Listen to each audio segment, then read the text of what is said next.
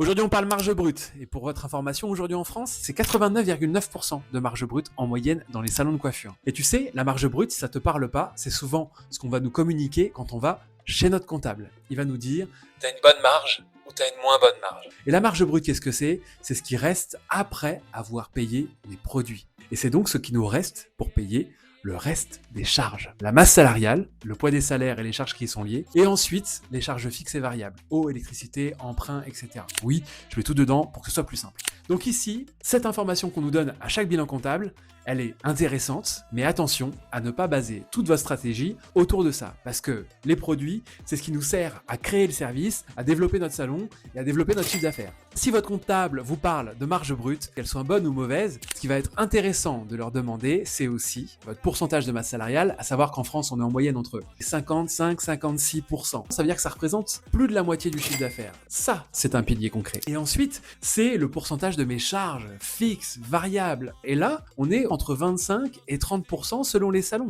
Est-ce que je suis au-dessus? Est-ce que je suis en dessous? Et donc, c'est pour moi l'ensemble de ces trois piliers qui représentent la rentabilité de votre salon. Et il y a une chose qu'il ne faut pas oublier pour moi, et ce qui est indispensable pour un entrepreneur, c'est pas la marge brute, c'est pas le pourcentage de masse salariale, ni le pourcentage d'achat, c'est la marge nette. Qu'est-ce qui reste en bas de la page? Et est-ce qu'on est bien ou est-ce qu'on n'est pas bien? Et aujourd'hui, on est aux alentours des 5-10% selon certaines structures, parfois on est à moins 2.